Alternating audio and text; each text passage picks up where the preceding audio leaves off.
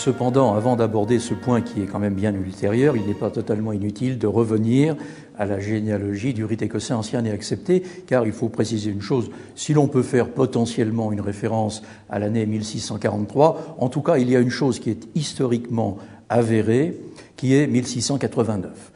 Gustave Bord, au XIXe siècle, le mentionnait sans grande preuve, mais à partir d'Albert Lantoine en 1930, on mentionne l'existence de ces régiments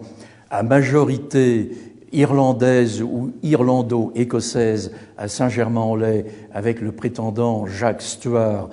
en exil à Saint-Germain-en-Laye, accueilli par le roi de France dans des conditions tout à fait convenables. Or, cette présence écossaise et irlandaise de ces régiments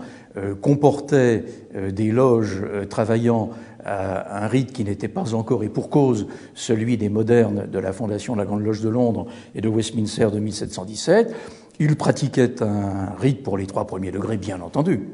qui était d'origine spécifiquement écossaise et irlandaise. D'ailleurs, la première maçonnerie française attestée, semble-t-il, à partir de 1728, je crois qu'il faut être très prudent avec les dates, est une franc-maçonnerie de 3 premiers degrés, stuartiste, jacobite, installée en France sur la base d'un environnement de population d'origine écossaise. Ça n'est qu'à partir de 1732, semble-t-il, que les premiers andersoniens, c'est-à-dire ceux qui travaillent selon le rite et le ritualisme de la Grande Loge des Modernes de 1717, c'est-à-dire des Anglais, pour parler clair, s'installeront à Paris. La première maçonnerie française est stuartiste et jacobite. Alors, vous mentionnez Morin, de Grasse-Tilly, qui bien entendu sont les personnages tout à fait importants dans l'éclosion de ce qui sera le rite écossais ancien et accepté dans sa formation de haut grade en 1802 à Charleston aux USA pour la juridiction sud, mais bien entendu on ne peut pas ne pas mentionner quelqu'un qui n'est pas à l'origine des hauts grades écossais en France, mais qui en est en quelque sorte l'inspirateur. C'est André Michel de Ramsay, qui en 1737, sous une double forme,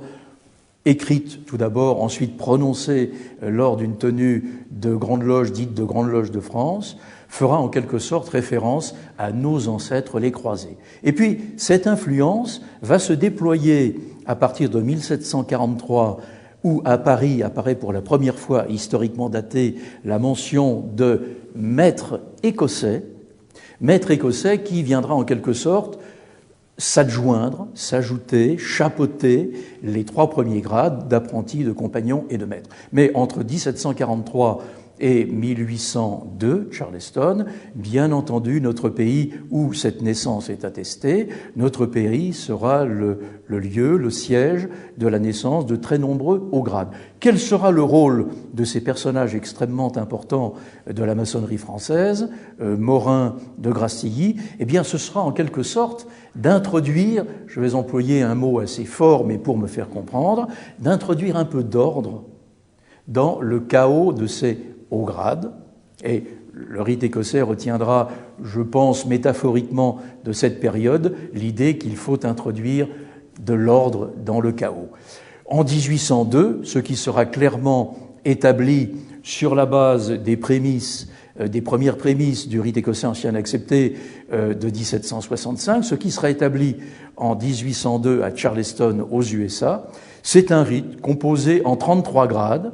premier, deuxième et troisième grade constituant les loges symboliques ou dites loges bleues, et puis du 4e au 33e grade, ce qui peut s'appeler le rite écossais, ce qui s'appelle depuis le rite écossais ancien et accepté, avec une remarque et une réserve extrêmement importante.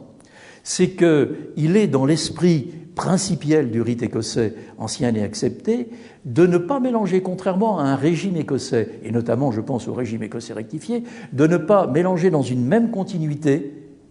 les 33 grades du 1er au 33e. Seules les grandes loges administrent les 3 premiers grades du rite écossais ancien et accepté, dont on pourrait parler de l'origine, et seule une juridiction de haut grade, c'est-à-dire, pour parler clair, un suprême conseil du rite écossais ancien et accepté, unique un suprême conseil unique pour chaque pays, administre